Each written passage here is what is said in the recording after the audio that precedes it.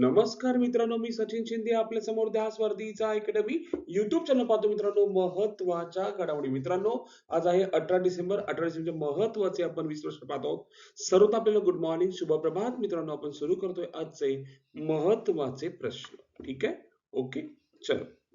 मित्रांनो, कालचा प्रश्न होता, अलीकडे पेटा इंडियाचा सर्वोच्च वार्षिक पुरस्कार कोणी जिंकला आहे? याचं उत्तर होतं रवीना टंडन यांनी जिंकलेला आहे. ठीक आहे. आजचा मित्र हो पहिला प्रश्न आपण पाहतोय. फर्स्ट क्वेश्चन आपण पाहतोय, लक्षात ठेवा. सुरू करतोय. इचलकरंजी व जालना महानगरपालिकेबाबत कोणते विधान योग्य आहे? आपण जर पाहिलं झालं, ही स्थापना झाल्यानंतर पहिल्यांदाच इथे निवडणुका होत आहेत. इचलकरंजी महानगरपालिका व जालना. इचलकरंजी व जालना पहिल्यांदाच महापालिका निवडणुका. 5 मे 2022 इचलकरंजी स्थापना आणि महाराष्ट्रातील 28वी महानगरपालिका. जालना महानगरपालिका 7 ऑगस्ट 2023 ला स्थापना. महाराष्ट्रातली 29वी महानगरपालिका. हे सुद्धा आपल्याला माहित पाहिजे, लक्षात ठेवा. 28 आणि 29व्या महानगरपालिकेत म्हणजे इचलकरंजी आणि जालन्यामध्ये पहिल्यांदा निवडणुका होत आहेत महानगरपालिकेत. दुसरा प्रश्न, पंतप्रधान नरेंद्र मोदी यांचा पहिल्यांदाच कोणत्या देशाला दौरा झाला? तर आपण पाहायला गेलं, इथिओपिया या देशाला पीएम मोदी यांनी पहिल्यांदाच दौरा केलेला आहे.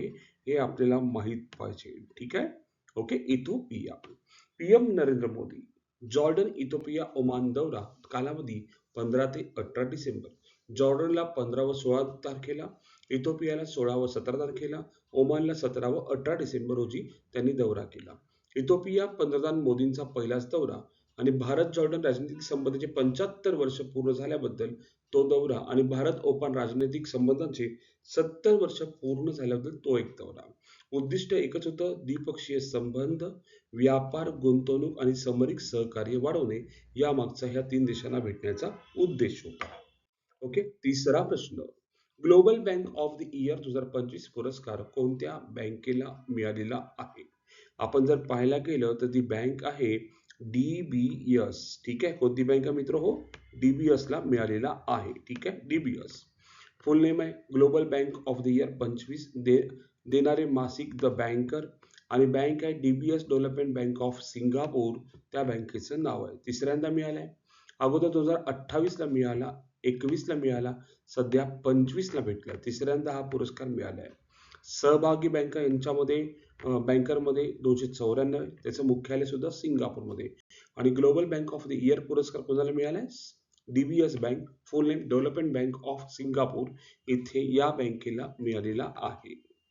नेक्स्ट, चौथा प्रश्न, शाळांमधील 14 वर्षाखाली मुलांना हेड स्कार्फ बंदी कोणत्या देशात घातली? लक्षात ठेवा, हेड स्कार्फ बंदी घालणारा देश पाहायला गेला ऑस्ट्रिया नावाचा देश आहे. ठीक आहे, ऑस्ट्रियामध्ये हेड स्कार्फ बंदी देश ऑस्ट्रिया. मंजुरी 11 डिसेंबर.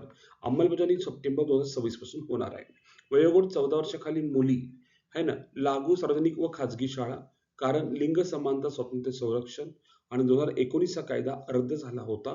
त्यानुसार ऑस्ट्रिया देशाने 14 वर्षाखाली मुलींना हेडस्कार्फ बंदी घातली आहे. पाचवा प्रश्न, महानगरपालिका निवडणुकीत मतदान कोणत्या पद्धतीने होणार आहे? ऑब्विसली फक्त पाहायला गेलं तर फक्त ईव्हीएम पद्धतीने होऊ शकतं महानगरपालिकेत मतदान. 29 महानगरपालिका निवडणूक संपूर्ण तपशील म्हणजे टोटल 29 महानगरपालिकांच्या काही निवडणूक आहेत. त्यात एकूण प्रभाग म्हटले तर 893 आहे. एकूण जागा 2869 आहे. मतदान करणारे केंद्रे 39,147 आहे. एकूण मतदार आहे ना 348,78,17. राज्य निवडणूक आयुक्त आहेत दिनेश वाघमारे. सचिव आहेत सुरेश काकणी. आणि आरक्षण महिलांना 1442, अनुसूचित जाती 341, जमाती 77, ओबीसी 759. मतदान पद्धत फक्त ईव्हीएम पद्धतीद्वारे आणि व्हीव्हीपॅट वापरणार नाही, लक्षात ठेवा. सहावा प्रश्न, येलो लाईन ही सीमा कोणत्या दोन भागादरम्यान आहे? म्हणजे कोणत्या दोन देशादरम्यान आहे असं म्हणता येईल. तर इस्रायल आणि गाझा यांच्या दरम्यान ही येलो लाईन आता केलेली आहे. येलो लाईन इस्रायल व गाझा. नाव येलो लाईन. देश इस्रायल, गाझा म्हणजे पॅलेस्टाईन. स्वरूप काल्पनिक उत्तर दक्षिण सीमारेषा ठरवलेली आहे. भाग ऑक्टोबर 25 मध्ये युद्धविराम करार झाला आणि त्यानुसार तो ठरवला गेला आणि घोषणा केली 8 डिसेंबर 25. घोषित करणारे कोण? इस्रायली लष्कर प्रमुख यांनी एलो लाईन इस्रायल गाझा दरम्यान ती निश्चित केलेली आहे. मित्र 7वा प्रश्न पाहतोय. खालीलपैकी 18 डिसेंबर रोजी कोणता दिवस साजरा केला जातो? आपण जर पाहायला गेलं, अल्पसंख्याक हक्क दिन साजरा केला जातो 18 डिसेंबर. मित्रांनो, आपण पाहतोय 8वा प्रश्न.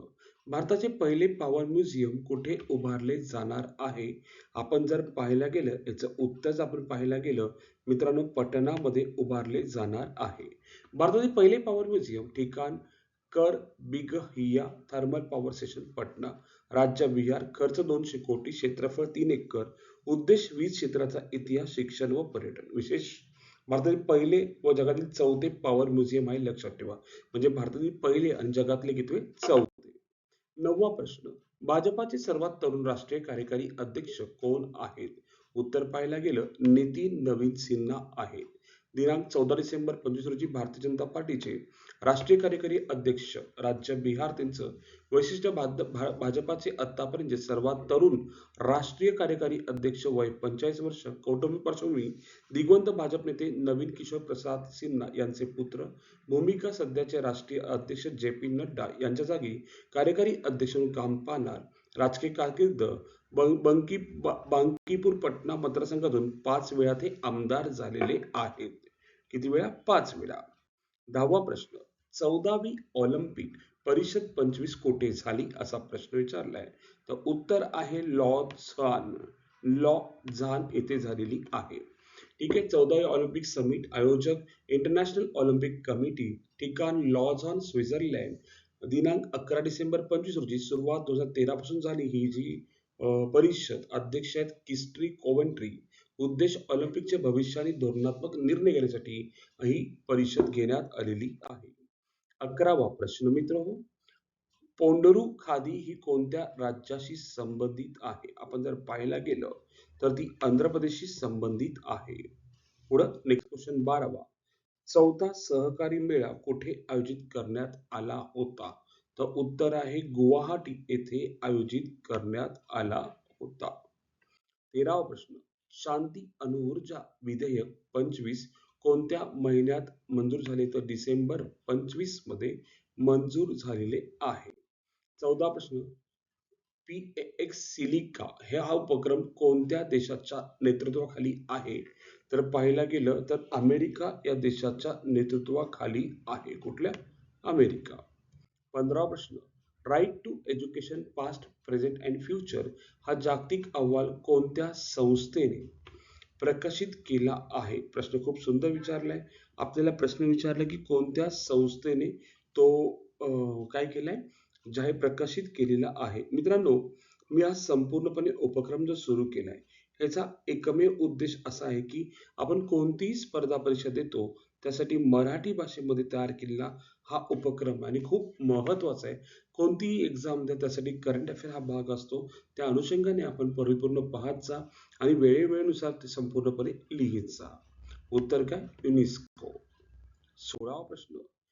AI आधारित महाक्रायमोस AI प्लॅटफॉर्म वापरणारे भारतातील पहिले राज्य कोणते? ऑब्विसली महाशब्द आल्यामुळे लॉजिक लावू शकतो आपण. उत्तर काय मित्रांनो? तर महाराष्ट्र हे त्याचं उत्तर आहे. ठीक आहे. ओके. आपण पाहतोय नेक्स्ट प्रश्न 17वा. ओके है ना. AD man 3.0 health technology accelerator programme कोणी आयोजित केला आहे? ऑब्विसली उत्तर आहे IIT बॉम्बेने आयोजित केलेला आहे. 18वा प्रश्न. 47वी अखिल भारतीय जनसंपर्क परिषद कोठे झाली? तर उत्तर आहे मित्रांनो डेहराडून मध्ये झालेली आहे. कुठे?